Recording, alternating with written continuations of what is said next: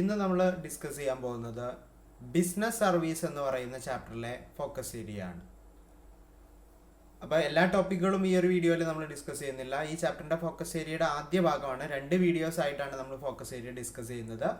ഇന്ന് നമ്മൾ കൊമേഴ്ഷ്യൽ ബാങ്കുകൾ, അതിൻ്റെ functions, commercial bank and it's functions, അതുപോലെ ഇ ബാങ്കിങ്, ഇങ്ങനെ 2 ടോപ്പിക്കുകളാണ്, 2 ഫോക്കസ് ഏരിയയിൽ വരുന്ന 2 ടോപ്പിക്കുകളാണ് നമ്മൾ ഇന്ന് ഡിസ്കസ് ചെയ്യാൻ പോകുന്നത്. അപ്പോൾ ക്ലാസ് കേട്ടിട്ട് എന്തെങ്കിലും ഡൗട്ടുകൾ ഉണ്ടെങ്കിൽ നിങ്ങൾ കമൻറ്റ് ചെയ്യുക. മാക്സിമം നിങ്ങൾക്ക് മറുപടി തരുന്നതാണ്, റിപ്ലൈ തരുന്നതാണ്. എന്താണ് കൊമേഴ്ഷ്യൽ ബാങ്ക് എന്ന് നമുക്ക് നോക്കാം. അപ്പോൾ ഫോക്കസ് ഏരിയയിൽ വരുന്ന ഒരു ഭാഗമാണ് കൊമേഴ്ഷ്യൽ ബാങ്ക് എന്ന് പറയുന്ന heading. Okay, commercial bank perform all kinds of banking business. They accept deposit from the public, repay on demand and grant short-term credits. അതായത് പബ്ലിക്കിൻ്റെ കയ്യിൽ നിന്ന് ഡെപ്പോസിറ്റ് സ്വീകരിക്കുകയും അതുപോലെ തന്നെ ലോണുകൾ ഗ്രാൻഡ് ചെയ്യുകയും നൽകുകയും ചെയ്യുന്ന ലെൻഡിങ് മണി. അപ്പോൾ ഏതൊരു കൊമേഴ്ഷ്യൽ ബാങ്കിൻ്റെയും ഒരു ഏറ്റവും ബേസിക് ഫങ്ഷൻ എന്ന് പറയുന്നത് accepting deposit and giving loans ആണ്. ഓക്കെ, എന്നാൽ അതിന് പുറമെ വിവിധ തരത്തിലുള്ള സർവീസുകളും കൊമേഴ്ഷ്യൽ ബാങ്കുകൾ ചെയ്യുന്നുണ്ട്. നമുക്ക് അതിനെക്കുറിച്ചൊക്കെ ഡീറ്റെയിൽ ആയിട്ട് പഠിക്കാം. Okay, in addition to the primary function accepting of deposit and lending money. അതായത് പ്രൈമറി ഫങ്ഷൻസ് എന്ന് പറയുന്നത് ഡെപ്പോസിറ്റ് സ്വീകരിക്കുക, അതുപോലെ തന്നെ ലോൺ നൽകുക എന്നുള്ളതാണ്. എന്നാൽ അതിന് അഡീഷനായിട്ട് commercial banks render various agency and other utility services. Commercial ബാങ്കുകൾ ഏജൻസി സർവീസും അതുപോലെ യൂട്ടിലിറ്റി സർവീസും പ്രൊവൈഡ് ചെയ്യുന്നുണ്ട്. അപ്പോൾ കൊമേഴ്ഷ്യൽ ബാങ്കിൻ്റെ ബേസിക് ഫംഗ്ഷൻ, പ്രൈമറി ഫംഗ്ഷൻ എന്ന് പറയുന്നത് ഡെപ്പോസിറ്റ് സ്വീകരിക്കുക, ലോൺ നൽകുക എന്നുള്ളതാണ്. എന്നാൽ അതിന് പുറമെ ഏജൻസി ഫംഗ്ഷൻസും യൂട്ടിലിറ്റി സർവീസുകളൊക്കെ കൊമേഴ്ഷ്യൽ ബാങ്ക് ചെയ്യുന്നുണ്ടെന്ന് മനസ്സിലാക്കുക. നമുക്ക് 2 ടൈപ്പ് കൊമേഴ്ഷ്യൽ ബാങ്കുകളാണ് പറയുന്നത്. ഒന്ന് പബ്ലിക് സെക്ടർ ബാങ്ക്, പൊതുമേഖലാ ബാങ്കുകളെന്നും പ്രൈവറ്റ് സെക്ടർ ബാങ്ക്സ്, സ്വകാര്യ മേഖലാ ബാങ്കുകളെന്നും. അപ്പോൾ കൊമേഴ്ഷ്യൽ ബാങ്കിനെ നമ്മൾ 2ആയിട്ട് ക്ലാസിഫൈ ചെയ്യുന്നുണ്ട്. Public sector bank. Public sector banks are those bank in which the government has a major stake holder. അതായത് ഒരു മേജർ സ്റ്റേക്ക് ഹോൾഡർ, അതായത് മേജർ ഓണർ ഗവൺമെൻറ് ആയിട്ടുള്ള ബാങ്കുകളെയാണ് നമ്മൾ പബ്ലിക് സെക്ടർ ബാങ്കുകൾ എന്ന് പറയുന്നത്. അപ്പോൾ ഒരു ബാങ്കിൻ്റെ മേജർ സ്റ്റേക്ക് holder, major share holder government ആണെങ്കിൽ അത്തരത്തിലുള്ള ബാങ്കുകളെ നമ്മൾ പബ്ലിക് സെക്ടർ ബാങ്ക് എന്ന് പറയും. അതുപോലെ പിന്നെ വരുന്നതാണ് private sector bank. These are the banks which are owned, managed and controlled by private parties. Private parties manage ചെയ്യുകയും ഓൺ ചെയ്യുകയും കൺട്രോൾ ചെയ്യുകയും ചെയ്യുന്ന ബാങ്കുകളെയാണ് നമ്മൾ പ്രൈവറ്റ് സെക്ടർ ബാങ്കുകൾ എന്ന് പറയുന്നത്. അപ്പോൾ 2 ടൈപ്പ് ബാങ്കുകളാണുള്ളത്. ഒന്ന് പബ്ലിക് സെക്ടർ ബാങ്കും 2 പ്രൈവറ്റ് സെക്ടർ ബാങ്കും. കൊമേഴ്ഷ്യൽ ബാങ്കിനെ നമ്മൾ 2ആയിട്ട് ക്ലാസിഫൈ ചെയ്യുന്നതാണ്. അപ്പോൾ അതൊന്നുകൂടെ റിപ്പീറ്റ് ചെയ്യാം. അതായത് ഗവൺമെൻറ്റിൻ്റെ അണ്ടറിലുള്ള, അതായത് ഗവൺമെൻറ് മേജർ സ്റ്റേക്ക് ഹോൾഡേഴ്സ് ആയിട്ടുള്ള, ഷെയർ ഹോൾഡേഴ്സ് ആയിട്ടുള്ള ബാങ്കുകളെ പബ്ലിക് സെക്ടർ ബാങ്ക് എന്നും, സ്വകാര്യ വ്യക്തികളുടെ ഓണർഷിപ്പിലും നിയന്ത്രണത്തിലൊക്കെ ഉള്ള ബാങ്കുകളെ നമ്മൾ പ്രൈവറ്റ് സെക്ടർ ബാങ്കുകളെന്നും പറയുന്നു. ക്ലിയർ ആണോ? അടുത്തതാണ് functions of commercial bank. Commercial ബാങ്കിൻ്റെ ഫങ്ഷൻസ് എന്തൊക്കെയാണെന്ന് നോക്കാം. ഓക്കെ, അപ്പോൾ commercial bank and it's functions എന്നുള്ളതാണ് നമുക്ക് ഫോക്കസ് ഏരിയയിൽ വരുന്നത്. So functions of commercial bank നോക്കാം. ഒന്ന് പ്രൈമറി ഫങ്ഷൻസും ദെൻ സെക്കൻഡറി ഫങ്ഷൻസും. 2 രീതിയിൽ ഫങ്ഷൻസ് പറയുന്നുണ്ട്. പ്രൈമറി ഫങ്ഷൻസ് എന്ന് പറയുന്നത് ആക്സെപ്റ്റിംഗ് ഡെപ്പോസിറ്റ്, ലെൻഡിങ് മണി, അതായത് ഗിവിംഗ് ലോൺസ്. സെക്കൻഡറി ഫങ്ഷൻസ് എന്ന് പറയുന്നത് agency service, general utility service. ഇത് രണ്ടുമാണ് സെക്കൻഡറി ഫങ്ഷൻസ് പറയുന്നത്. അപ്പോൾ കൊമേഴ്ഷ്യൽ ബാങ്കിൻ്റെ ഫങ്ഷനെ നമ്മൾ പ്രൈമറി എന്നും സെക്കൻഡറി എന്നും ക്ലാസിഫൈ ചെയ്യുന്നുണ്ട്. പ്രൈമറി ആക്സെപ്റ്റിംഗ് ഡെപ്പോസിറ്റും ലെൻഡിങ് മണിയാണ്. സെക്കൻഡറി എന്ന് പറയുന്നത് ഏജൻസി സർവീസ് ഉണ്ട്, ജനറൽ യൂട്ടിലിറ്റി സർവീസ് ഉണ്ട്. ഇനി നമുക്കിത് എന്താണെന്നുള്ളത് ഡീറ്റെയിൽ ആയിട്ട് നോക്കാം. ഫസ്റ്റ് വരുന്ന പ്രൈമറി ഫംഗ്ഷനിലെ ഒന്നാമത്തെ ഫംഗ്ഷൻ. പ്രൈമറി ഫംഗ്ഷൻ 2 ആണ്. ഒന്നാമത്തേതാണ് ആക്സെപ്റ്റിംഗ് ഡെപ്പോസിറ്റ്. അക്സെപ്റ്റിംഗ് ഡെപ്പോസിറ്റ് എന്ന് പറഞ്ഞാൽ ഡെപ്പോസിറ്റുകൾ സ്വീകരിക്കുക. The main purpose of bank is to promote savings and accept deposit from the customers. ബാങ്കിൻ്റെ ഒരു പ്രധാനപ്പെട്ട പ്രൈമറി ഫംഗ്ഷൻ എന്ന് പറയുന്നത് അവരുടെ കസ്റ്റമേഴ്സിൻ്റെ കയ്യിൽ നിന്ന് ഡെപ്പോസിറ്റ് സ്വീകരിക്കുക, അതിലൂടെ ഒരു സേവിങ് പ്രൊമോട്ട് ചെയ്യുക, സേവിങ്സ്, ജനങ്ങൾക്കിടയിൽ ഒരു സേവിങ്സ് പ്രൊമോട്ട് ചെയ്യുക എന്നുള്ളതാണ്. ഓക്കെ, അപ്പോൾ ഡെപ്പോസിറ്റ്, നിക്ഷേപങ്ങൾ സ്വീകരിക്കുക എന്നുള്ളതാണ് ഒന്നാമത്തെ primary function. Bank offer different deposit schemes to satisfy the needs of its customers. Bank വിവിധ രീതിയിലുള്ള ഡെപ്പോസിറ്റ് പദ്ധതികൾ, സ്കീമുകൾ ഉണ്ട്. The common types of deposit schemes are നമ്മൾ ഡിസ്കസ് ചെയ്യാൻ പോകുന്നത്. ഒന്നാമത്തേത് കറണ്ട് അക്കൗണ്ട്. അതായത് ബാങ്കുകൾ ഡെപ്പോസിറ്റ് ചെയ്യാൻ വേണ്ടിയിട്ട് പല സ്കീമുകളും നൽകുന്നുണ്ട്. അതിൽ പല ടൈപ്പ് അക്കൗണ്ടുകളുണ്ട്. അപ്പോൾ അതിൽ ഒന്നാമത്തേതാണ് കറണ്ട് അക്കൗണ്ട് എന്ന് പറയുന്നത്. The current account are usually opened by businessman. അതായത് ബിസിനസ്സുകൾക്ക് വേണ്ടിയിട്ടുള്ള ഒരു അക്കൗണ്ടാണ് കറണ്ട് അക്കൗണ്ട് എന്ന് പറയുന്നത്. Under this account there is no restriction regarding the number and amount of deposit and withdrawal that can be made in a day. ഈ current അക്കൗണ്ടിന്റെ പ്രത്യേകത എന്താ വെച്ചാൽ ഒരു ദിവസം നമുക്ക് എത്ര രൂപയുടെ ട്രാൻസാക്ഷൻ വേണമെങ്കിലും നടക്കാം, എത്ര എണ്ണം ട്രാൻസാക്ഷൻസ് വേണമെങ്കിലും നടത്താം. ഓക്കെ, അങ്ങനെ റെസ്ട്രിക്ഷൻസ് ഒന്നുമില്ല. അപ്പോൾ ഇങ്ങനെയുള്ള അക്കൗണ്ട് ബിസിനസ്സുകളൊക്കെ തുടങ്ങുന്ന ഇങ്ങനെ റെസ്ട്രിക്ഷൻസ് ഇല്ലാതെ, എമൗണ്ടിൻ്റെ ഒന്നും റെസ്ട്രിക്ഷൻസ് ഇല്ലാത്ത അക്കൗണ്ടുകളെയാണ് കറണ്ട് അക്കൗണ്ട് എന്ന് പറയുന്നത്. Okay, over draft facility is also available. അതായത് കറണ്ട് അക്കൗണ്ടിന് ഓവർ ഡ്രാഫ്റ്റ് ഫെസിലിറ്റി എന്ന് പറയുന്ന ഒരു ഫെസിലിറ്റി ഉണ്ട്. അതായത് അവരുടെ അക്കൗണ്ടിലുള്ളതിനേക്കാൾ കൂടുതൽ പണം പിൻവലിക്കാനുള്ള ഒരു അവസരമാണ് ഓവർ ഡ്രാഫ്റ്റ് ഫെസിലിറ്റി എന്ന് പറയുന്നത്. ഓക്കെ, പക്ഷേ ഇവർക്ക് എന്താണ്, no interest is payable on money deposit in current account. Current അക്കൗണ്ടിൽ ഡെപ്പോസിറ്റ് ചെയ്ത പണത്തിന് നമുക്ക് ഇൻട്രസ്റ്റ് ലഭിക്കില്ല. അപ്പോൾ ഒന്നാമത്തെ പ്രൈമറി ഫംഗ്ഷൻ എന്ന് പറയുന്ന ഒന്നാമത്തെ ഫംഗ്ഷൻ ആക്സെപ്റ്റിംഗ് ഡെപ്പോസിറ്റ് ആണ്. ഡെപ്പോസിറ്റ് സ്വീകരിക്കുന്നത് ഒന്ന് കറണ്ട് അക്കൗണ്ടിലൂടെയാണ്. കറണ്ട് അക്കൗണ്ടിന്റെ പ്രത്യേകതകളൊക്കെ നിങ്ങൾക്ക് മനസ്സിലായി കാണുമെന്ന് വിചാരിക്കുന്നു. ദെൻ രണ്ടാമത്തേതാണ് savings bank account, SB account. Okay, നമ്മളൊക്കെ സാധാരണ തുടങ്ങുന്ന അക്കൗണ്ടാണ് SB account. Customers can deposit any amount of money at any number of times. Okay, അപ്പോൾ കസ്റ്റമേഴ്സിന് എന്ത് ചെയ്യാം, അവർക്ക് പണം ഡെപ്പോസിറ്റ് ചെയ്യാം. But the number and the amount withdrawals are restricted. എത്ര തവണ വേണമെങ്കിലും നമുക്ക് അടക്കാം. അതായത് SB അക്കൗണ്ടിൻ്റെ പ്രത്യേകത നമുക്ക് എത്ര എമൗണ്ട് വേണമെങ്കിലും എത്ര തവണ വേണമെങ്കിലും ഒക്കെ അടക്കാം. ഇപ്പോൾ ഒരു റെസ്ട്രിക്ഷൻ ഉള്ളത്, നമ്മൾ പാൻ കാർഡ് അറ്റാച്ച് ചെയ്തിട്ടില്ല എങ്കിൽ 49,000 ഒക്കെയാണ് ഒറ്റ പേയ്മെൻറ്റിൽ നമുക്ക് അടക്കാൻ പറ്റുക. ഓക്കെ, ദെൻ അതല്ലാത്ത കേസിൽ നമുക്ക് റെസ്ട്രിക്ഷൻസ് ഒന്നുമില്ല. നമുക്ക് എത്ര രൂപ വേണമെങ്കിലും അടക്കാം. ഓക്കെ, എത്ര തവണ അടക്കാം. പക്ഷേ വിഡ്രോവലിന് റെസ്ട്രിക്ഷൻ ഉണ്ട്. ഒരു ദിവസം മാക്സിമം വിഡ്രോ ചെയ്യാൻ പറ്റുന്ന എമൗണ്ടിന്, അല്ലെങ്കിൽ ഒരു ദിവസം മാക്സിമം നമുക്ക് എത്ര തവണ വിഡ്രോ ചെയ്യാം, ഇതിനൊക്കെ ലിമിറ്റേഷൻസ് ഉണ്ട്. ഓക്കെ, ഇപ്പോൾ ചില ബാങ്കിലൊക്കെ അക്കൗണ്ട്, SB അക്കൗണ്ട് എന്ന് പറഞ്ഞാൽ ATM വഴിയൊക്കെ വിഡ്രോ ചെയ്യാൻ പറ്റുക 25,000 ആണ്. ചെക്ക് വഴി നമുക്ക് വിഡ്രോ ചെയ്യാം. അതല്ലാതെ ATM വഴിയൊക്കെ വിഡ്രോ ചെയ്യാൻ പറ്റുക നമുക്ക് 25,000 ഒക്കെയാണ് maximum. Okay, the rate of interest paid on the savings account is lower than that of fixed deposit. Okay, അതായത് ഫിക്സഡ് ഡെപ്പോസിറ്റ് അക്കൗണ്ടുകളെക്കാൾ കുറവായിരിക്കും. എന്നാൽ കറണ്ട് അക്കൗണ്ടിന് എന്തില്ല, ഇൻട്രസ്റ്റ് ഇല്ല. കറണ്ട് അക്കൗണ്ടിന് ഇൻട്രസ്റ്റ് ഇല്ല. അപ്പോൾ അതിനേക്കാൾ കൂടുതൽ നമുക്ക് സേവിങ്സ് ബാങ്ക് അക്കൗണ്ടിന് ഇൻട്രസ്റ്റ് ലഭിക്കും. എന്നാൽ ഫിക്സഡ് ഡെപ്പോസിറ്റ് അക്കൗണ്ടുകളെക്കാൾ ഇൻട്രസ്റ്റ് കുറവായിരിക്കും എന്നാണ് പറയുന്നത്. ഓക്കെ, നിങ്ങൾക്ക് തന്നെ അറിയാൻ പറ്റും. നിങ്ങൾക്ക് ബാങ്ക് അക്കൗണ്ട് ഒക്കെ ഉണ്ടെങ്കിൽ അറിയാൻ പറ്റും.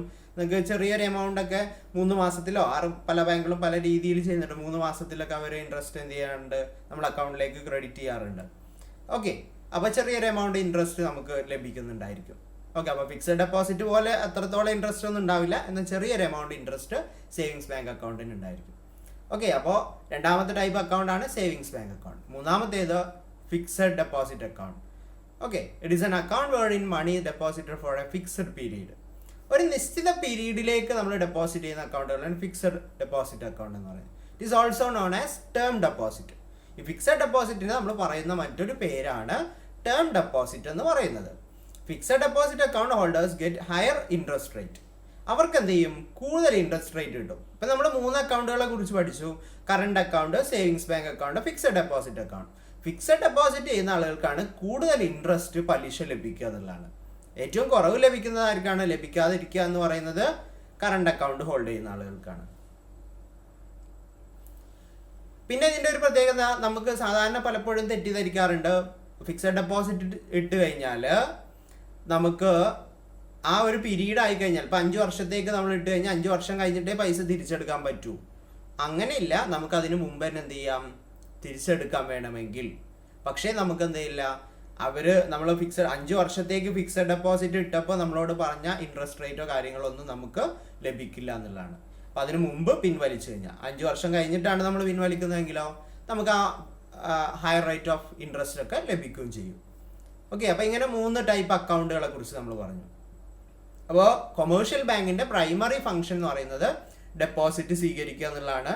അതെങ്ങനെയൊക്കെയാണ്? കറണ്ട് അക്കൗണ്ടിലൂടെയും അല്ലെങ്കിൽ സേവിങ്സ് അക്കൗണ്ടിലൂടെയോ അല്ലെങ്കിൽ ഫിക്സഡ് ഡെപ്പോസിറ്റ് അക്കൗണ്ടിലൂടെയൊക്കെ സ്വീകരിക്കാം. രണ്ടാമത്തെ ഫംഗ്ഷൻ ലെൻഡിങ് മണിയാണ്. ലെൻഡിങ് മണി എന്ന് പറയുന്നത് ലോൺ പ്രൊവൈഡ് ചെയ്യുക എന്നുള്ളതാണ്. ഓക്കെ, അപ്പോൾ അവർക്ക് ലഭിക്കുന്ന ഡെപ്പോസിറ്റുകൾ അവർ മറ്റുള്ളവർക്ക് എന്ത് ചെയ്യും? ലോണായിട്ട് നൽകും. അപ്പോൾ അവരുടെ കയ്യിലുള്ള പണം എന്ത് ചെയ്യുന്നു? റിസീവ് ചെയ്യുന്ന പണം, ഡെപ്പോസിറ്റായിട്ട് ലഭിക്കുന്ന പണത്തിൽ നിന്ന് ലോണുകൾ പ്രൊവൈഡ് ചെയ്യും. ഓക്കെ, അപ്പോൾ അതാണ് ലെൻഡിങ് മണി എന്നുകൊണ്ട് ഉദ്ദേശിക്കുന്നത്. ഗിവിങ് ലോൺസ് എന്ന് നമുക്ക് പറയാം. എങ്ങനെയാണ് മണി ലെൻഡ് ചെയ്യുന്നത് നോക്കാം. പല രീതിയിലാണ്. ഒന്ന് ലോൺസ് ആൻഡ് അഡ്വാൻസ് എന്ന രീതിയിൽ കൊടുക്കും. അതുപോലെ ഓവർ ഡ്രാഫ്റ്റ്, നമ്മൾ നേരത്തെ പറഞ്ഞിരുന്നു, കറണ്ട് അക്കൗണ്ട് ഹോൾഡേഴ്സിന് അവർ അക്കൗണ്ടിലുള്ളതിനേക്കാൾ കൂടുതൽ പണം പിൻവലിക്കാനുള്ള ഒരു അവസരം നൽകുന്നതാണ് ഓവർ ഡ്രാഫ്റ്റ്. അപ്പോൾ അങ്ങനെ ലെൻഡ് ചെയ്യും. അതുപോലെ ക്യാഷ് ക്രെഡിറ്റ് കൊടുക്കും, ഡിസ്കൗണ്ടിങ് ഓഫ് ബില്ല്, ഇങ്ങനെയൊക്കെ പല രീതിയിലും ബാങ്ക് എന്ത് ചെയ്യും? മറ്റുള്ളവർക്ക് പണം ലെൻഡ് ചെയ്യാറുണ്ട് എന്നുള്ളതാണ്. അപ്പോൾ രണ്ട് ഫംഗ്ഷൻ, കൊമേഴ്ഷ്യൽ ബാങ്കിന്റെ രണ്ട് പ്രധാനപ്പെട്ട പ്രൈമറി ഫംഗ്ഷൻസ് മനസ്സിലായോ? ആക്സെപ്റ്റിംഗ് ഡെപ്പോസിറ്റ്, ഡെപ്പോസിറ്റ് സ്വീകരിക്കുക, ഗിവിംഗ് ലോൺസ്, ലോൺസ് നൽകുക, വായ്പ നൽകുക എന്നുള്ളതാണ്. ഇനി സെക്കൻഡറി ഫംഗ്ഷൻസ് ആണ്. അപ്പോൾ നമ്മൾ പ്രൈമറി ഫംഗ്ഷൻ പറഞ്ഞു, ഇനി സെക്കൻഡറി ഫംഗ്ഷൻസ്. അത് രണ്ട് ടൈപ്പ് ഉണ്ടായിരുന്നു, ഏജൻസി സർവീസും യൂട്ടിലിറ്റിയും. ഏജൻസി സർവീസ് എന്തൊക്കെയാണെന്ന് നോക്കാം. ഒന്ന് collection of cheque. Okay, bank renders service to their customers by collecting their checks drawn on other banks. Okay, bank collect the amount of these checks and credit money into customers account. അതായത് നമുക്ക് എന്ത് ചെയ്യാം?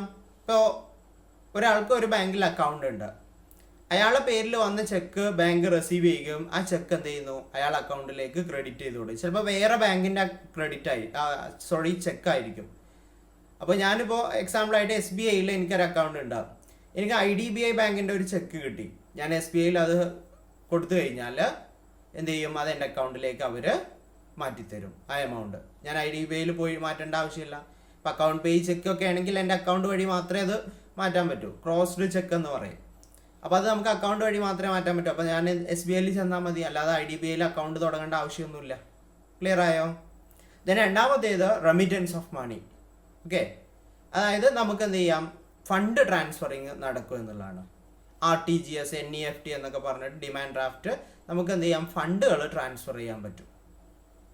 ഒരു സ്ഥലത്ത് നിന്ന് മറ്റൊരു സ്ഥലത്തേക്കൊക്കെ നമുക്ക് fund transfer. Another function of providing the facility of fund transfer from one place to another. അതായത് ഒരു സ്ഥലത്ത് നിന്ന് മറ്റൊരു സ്ഥലത്തേക്ക് ഫണ്ട് ട്രാൻസ്ഫർ ചെയ്യാൻ പറ്റും. ഓക്കെ, അതായത് ഇപ്പോൾ എനിക്ക് ഒരു അക്കൗണ്ടിലേക്ക്, അതായത് ഇപ്പോൾ SBI ബാങ്കിൻ്റെ തിരുവനന്തപുരം ബ്രാഞ്ചിലേക്ക് പണം ഇടണം.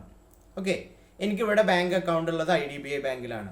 എനിക്ക് എന്ത് ചെയ്യാം? IDBI ബാങ്കിൽ ചെന്നിട്ട് NEFT അല്ലെങ്കിൽ ഇങ്ങനെയുള്ള ഡിമാൻഡ് ഡ്രാഫ്റ്റ് ഒക്കെ ഉപയോഗിച്ചുകൊണ്ട് എനിക്ക് അവർക്ക് പണം നൽകാൻ പറ്റും. അപ്പോൾ മറ്റു ബാങ്കുകളുടെ ബ്രാഞ്ചുകൾക്ക് നമുക്ക് പണം ഡെപ്പോസിറ്റ് ചെയ്യാൻ കഴിയും. അതാണ് രണ്ടാമത്തെ ഏജൻസി സർവീസ് ആയിട്ട് പറയുന്നത്.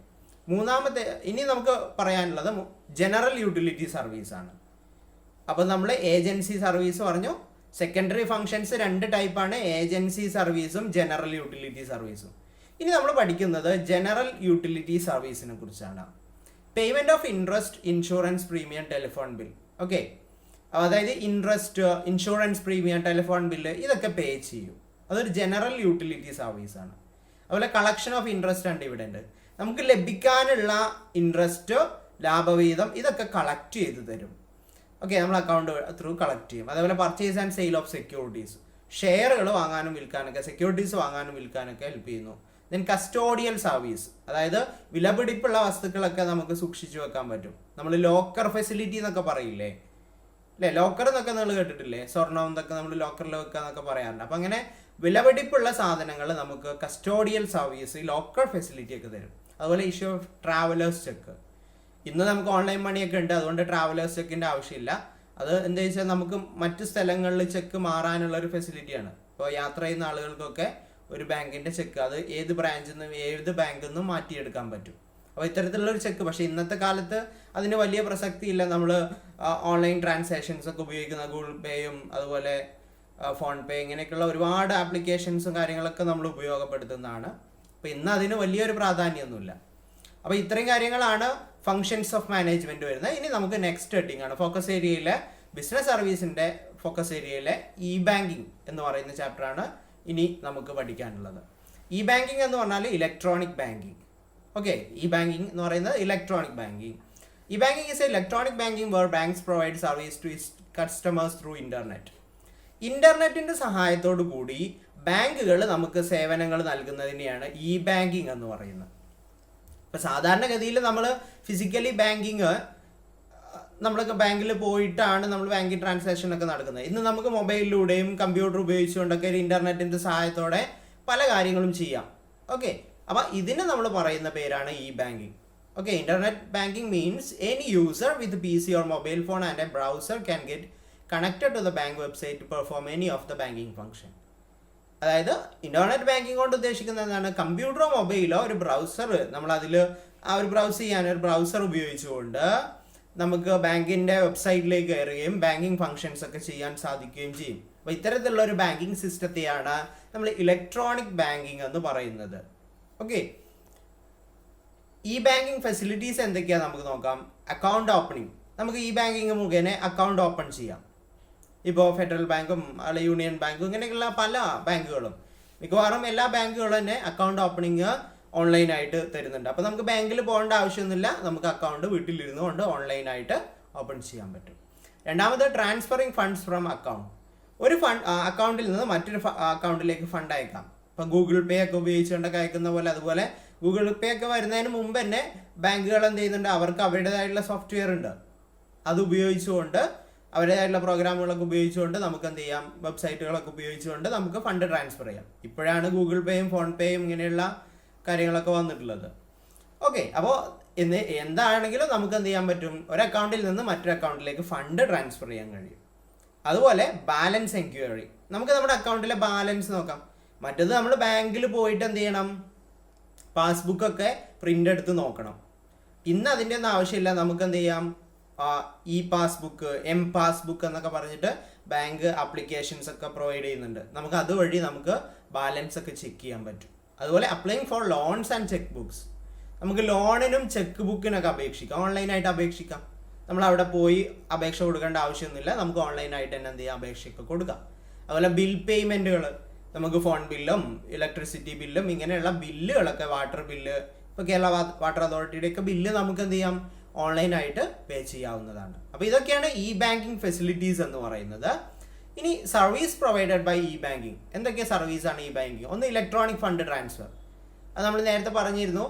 NEFT, ഒരു സ്ഥലത്ത് നിന്ന് മറ്റൊരു സ്ഥലത്തേക്ക് ഫണ്ട് ട്രാൻസ്ഫർ ചെയ്യുന്നത് ഇലക്ട്രോണിക് ഫണ്ട് ട്രാൻസ്ഫർ, EFT എന്ന് പറയും. അത് രണ്ട് ടൈപ്പ്, NEFT ഉണ്ട്, RTGS ഉണ്ട്. Okay, national electronic fund transfer ഉണ്ട്, റിയൽ ടൈം ഗ്രോസ് സെറ്റിൽമെന്റ്. പിന്നെ ഓട്ടോമേറ്റഡ് ടെല്ലർ മെഷീൻ, ATM.